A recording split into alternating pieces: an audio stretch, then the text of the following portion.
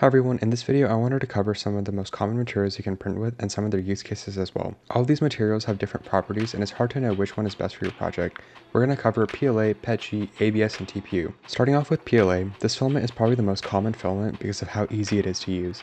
Out of all the materials we're going to cover, this has the lowest barrier to entry and is probably one of the most safe filaments to print with. You can find PLA on major retailers like Amazon for $14 to $18, and PLA is a great material for architectural models, prototypes, and products of 3D models you may have designed, and in some cases you might even be able to use it as your main material for manufacturing. Some of the downsides with PLA is that it's a little bit weaker than other materials and it's not very heat resistant. If you try to use PLA in automotive applications, it wouldn't work too well as PLA softens around 60 degrees Celsius. That's where a material like PETG might be better for you. PETG is a material that's still pretty accessible and you might even find it for cheaper. However, there are a couple downsides with it. It is a little bit harder to print. With PETG, you might have to prepare your roller a little bit better. It absorbs moisture at a faster rate than PLA, so consider drying your filament if you live in a humid area. With PETG, it prints at a higher temperature too, so it's better if you have an enclosed printer. You might be thinking that's a lot of downsides for this type of filament, and while that might be true, PETG is still great for tough, impact-resistant prints and is slightly more flexible, but it's not brittle either. Some of the most common use cases for PETG include gears, prints that are applicable for outdoors, including automotive applications,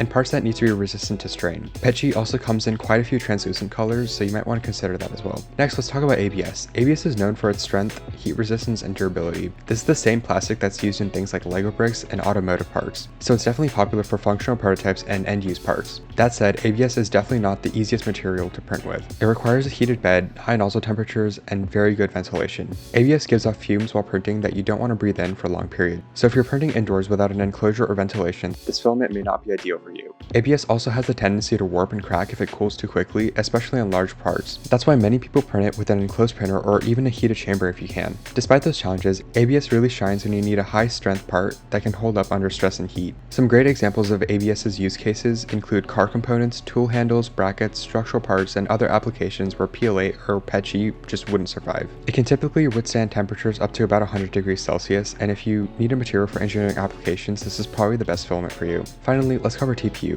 This is a flexible filament that's completely different from the rigid materials we've talked about so far. If you've ever held a phone case or a rubbery watch band, there's a good chance that it was made out of TPU or something very similar. Printing with TPU is a little bit trickier, especially if you're new to 3D printing. It's a really soft material, which means it only works well with direct drive extruders where the filament is directly pulled into the hot end. It doesn't like printing fast. You'll usually want to slow down your print quite a bit, but the benefits of TPU are pretty cool. It's extremely durable, resistant to wear, impact resistant, and can stretch without breaking. It also has a high resistance to many chemicals and oils, which makes it great for industrial or mechanical use. TPU is perfect for prints that need to bend, stretch, or absorb shocks. Some of the most common examples include phone cases, vibration dampeners, RC car tires, and wearable straps. So if your project needs any sort of flexibility or shock absorption, TPU is likely your best bet. Just be prepared for a little bit more tuning and patience during the print process. So that covers the 4 most common materials you may want to print with. At FilamentBros, we currently offer printing with PLA and PETG with a small selection of colors. If you have a part you'd like to get printed, check us out at filamentbros.com where you can even get an instant quote with your model.